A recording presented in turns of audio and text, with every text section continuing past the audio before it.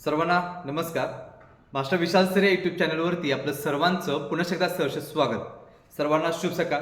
तर महाराष्ट्र पोलीस भरतीसाठी जे फिजिकल आहे ते फिजिकल पुढे गेलं मागं गेलं, असं झालं तसं झालं, सगळ्या बातम्या सुरू झाल्या. काहीही तुमच्यापर्यंत एक अतिशय महत्त्वाची बातमी पोहोच केलेली होती की स्थानिक स्वराज्य संस्थांच्या इलेक्शनामुळं जे की भरती प्रक्रिया आहे काही जिल्ह्यांमधली पुढे ढकललेली आहे, कारण की अपुरं मनुष्यबळाचा विषय आहे.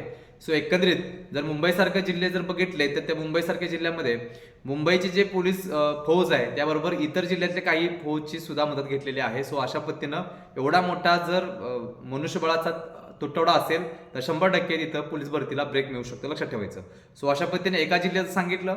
त्याच पद्धतीने बीड जिल्हा जे एसपी होते त्यांच्याकडून जी बाईट आलेली होती त्याची सुद्धा काल मार्गदर्शन दिलेलं होतं की त्या संबंधित एका जिल्ह्यानं तो अधिकार घेतलेला होता, त्यांना त्यांच्या अंडरमध्ये ती पोलीस भरती होती. सो अशा पद्धतीनं प्रत्येक जिल्हा जो असेल त्याचे प्रमुख असेल त्यांच्यावरती सगळं डिपेंडिंग आहे की भरती कधी घ्यायची, फिजिकल कधी घ्यायचं वगैरे वगैरे सगळ्या गोष्टी. सो भरती पुढे गेली म्हणजे 2 महिने 3 महिने 4 महिन्यासाठी नाहीये. सो आळसामध्ये जाऊ नका असं मला सांगायचं होतं. आणि त्याबरोबर अजून एक गोष्ट, सर्वोच्च न्यायालयाने जे राज्य निवडणूक आयोग आहे त्यांना काही गोष्टी सांगितलेल्या आहेत, त्याची बातमी एक आज आलेली आहे. त्याची बातमी तुमच्यापर्यंत आता मी पोस्ट करणार आहे. सो व्हिडिओ शेवट पण बघायला विसरू नका. त्याच पद्धतीनं आपल्या चॅनलवर नवीन असाल तर चॅनलला सबस्क्राईब सुद्धा करा आणि टेलिग्राम चॅनलची लिंक सुद्धा या व्हिडिओच्या खाली डिस्क्रिप्शन बॉक्समध्ये दिलेली, तिथे जाऊन तुम्ही टेलिग्राम चॅनल जॉईन करून घ्यायचं आहे.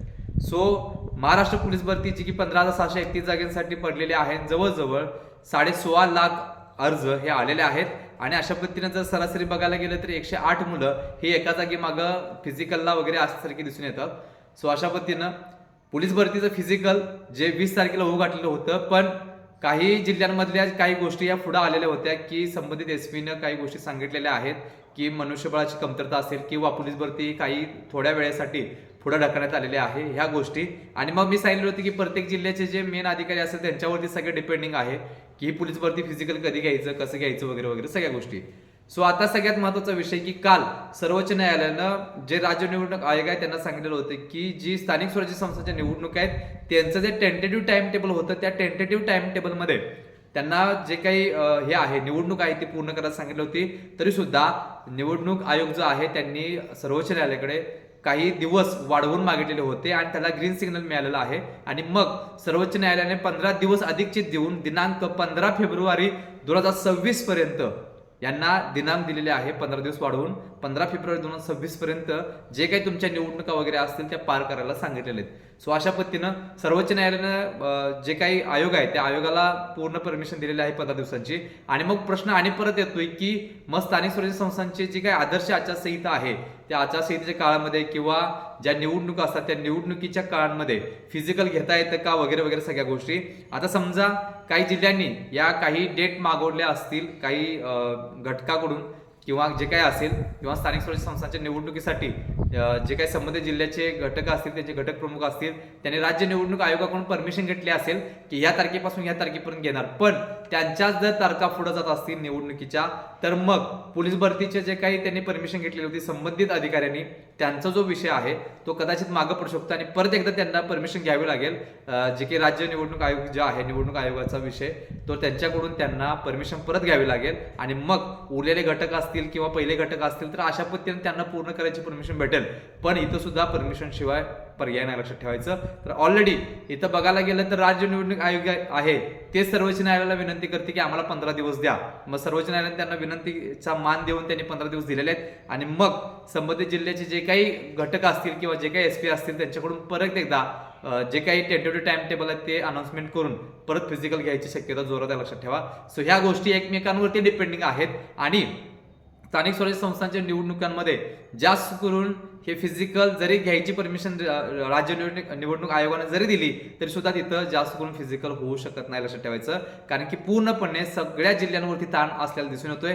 काही जिल्ह्यांमध्ये जिथं मोठ्या प्रमाणात क्राऊड असतोय जसं मुंबई वगैरे इथं तर बाकीच्या घटकांना होमगार्ड वगैरे सगळे MSF वाले वगैरे सगळ्यांना बोलून घेतलंय, एकाला सुद्धा सुट्टी दिलेली नाही. सगळ्यांना पूर्ण म्हणजे जे आरोग्याचे प्रॉब्लेम आहेत अशाच फक्त कॉन्स्टेबलला अंमलदारांना ठेवलेला आहे, बाकी सगळ्यांना सरसकट आदेश काढायला, लक्षात ठेवायचं. सो काल रात्री मॅडम हजर झालेले आहेत, उद्यापासून म्हणजे परत ड्युटीला आजपासून ड्युटीला परत चालू झालेला आहे. सो त्यात काही विषय नाही आहे असं वाटतंय की वर्दीच्या आधीचे दिवस लय खराब असतात असे वाटतात, तर तेवढे चांगले दिवस हे वर्दी मिळवायच्या आधीचे दिवस असतात ते चांगले असतात, आणि वर्दीनंतरचे दिवस असतात ते 24 तास तुम्ही अवेलेबल लागतं. लक्षात ठेवायचं, तुमचं आरोग्य, कुटुंब सगळं सगळं सगळं त्याग करावं लागतं. लक्षात ठेवा. सो अशा पद्धतीनं सगळ्यात महत्त्वाचा विषय म्हणजे राज्य निवडणूक आयोगाला 15 दिवस जरी मिळाले असेल तरी सुद्धा आत्ताचं जे फिजिकल आहे त्या फिजिकलला मात्र संबंधित जिल्हा SP वगैरे जे असतील त्यांच्याकडून परमिशन घ्यावी लागेल. राज्य निवडणूक आयोग जे आहे यांना जे काही SP असतील त्यांना परमिशन घ्यावं लागेल त्यांच्याकडून, आणि मगच सगळं टाइम टेबल असेल ते शेड्यूल रिशेड्यूल करून त्यांना फिजिकल घ्यावं लागेल. लक्षात ठेवा. सो अशा पद्धतीनं एकंदरीत सगळ्यात महत्त्वाचं म्हणजे जी बातमी आलेली होती त्या बातमीमध्ये सरळ सरळ तारीख दिलेली आहे की 15 फेब्रुवारी. आता मग अजून प्रश्न समोर तयार होतोय की मग काही घटकांचे जे जिल्ह्यांचे फिजिकल आहे ते डायरेक्टली पुढे जाऊ शकतात, ते डायरेक्टली 15 तारखेच्या आसपास, म्हणजे जोपर्यंत निकाल वगैरे होत नाही तोपर्यंत सगळ्या गोष्टी लक्षात ठेवायचं. सो आता मात्र सगळ्यात महत्त्वाचा विषय म्हणजे आता ही महाराष्ट्र पोलीस भरतीचं जे फिजिकल आहे त्या सगळ्या डेट प्रत्येक जिल्ह्यावाईज प्रत्येक घटकावाईज पुढे मागं होण्याची शक्यता जोरात आहे. प्रत्येक घटकाच्या प्रत्येक जिल्ह्यावाईज ज्या फिजिकलच्या डेट आहेत त्या पुढे मागं होणार. लक्षात ठेवायचं. जिथे इलेक्शन झालंय तिथं काही विषयच नाही, तिथले 20 तारखेला चालू होतील. नवी मुंबईचं जर बघायला गेलं तर 20 तारखेपासून ते 16 फेब्रुवारीपर्यंत एंड होणार होतं. सो हे टेंटेटिव्ह टाइम टेबल त्यांनी दिलेलं होतं, पण आताच्या घडीला काही जे घटक आहेत त्यांनी अजून टाइम टेबल अनाउन्समेंट केलेली नव्हती, कारण त्याचं रिझन हेच होतं. आणि अजून सुद्धा हॉल तिकीट दिलेले नाहीत तरी सुद्धा त्यांचं रिझन हेच होतं की ही स्थानिक स्वराज्य संस्थांच्या निवडणुकांमुळे त्यांनी हॉल तिकीट दिले नाहीत. तर सुद्धा मी सांगितलं होतं की ज्या जिल्ह्यांमध्ये निवडणुका वगैरे झालेल्या आहेत अशा ठिकाणी जर त्या जिल्ह्यातील जर बंदोबस्त इतर जिल्ह्यांमध्ये मागवला नसेल तर मग तिथं फिजिकल सुरू होण्याची शक्यता जोरात आहे, आणि त्यांचं हॉल तिकीट दिनांक 15 तारखेच्या आसपास यायला सुरुवात होईल असं मी सांगितलेलं होतं. आणि आताच्या घडीला मात्र ही जी बातमी आली ह्या बातमीमधून सरळ सरळ दिसून आलेलं आहे की राज्य निवडणूक आयोगच सर्वोच्च न्यायालयाला सांगतोय की आम्हाला 15 दिवस मुदतवाढ द्या. या 15 दिवसामध्ये आम्ही तुमचं जे काही टाइम टेबल आहे ते फॉलो करून लवकर जे स्थानिक स्वराज्य संस्थांच्या निवडणूक आहेत त्या लवकर पूर्ण करण्याचा प्रयत्न आपण करणार आहोत. सो अशा पद्धतीनं सगळ्यात महत्त्वाचं म्हणजे ह्या गोष्टी एकमेकावर डिपेंडिंग असल्यामुळं जे फिजिकल आहे ते फिजिकल फक्त पुढे मागं चालवणार, पण लय तर 10 दिवस पुढे जाईल, त्याच्यापेक्षा जास्त जाणार. लक्षात ठेवायचं. सो अतिशय महत्त्वाचा विषय होता की कालची जी बातमी आलेली होती त्या बातमीचं अनाउन्समेंट किंवा ते विश्लेषण तुमच्यापर्यंत आता केलेलं आहे.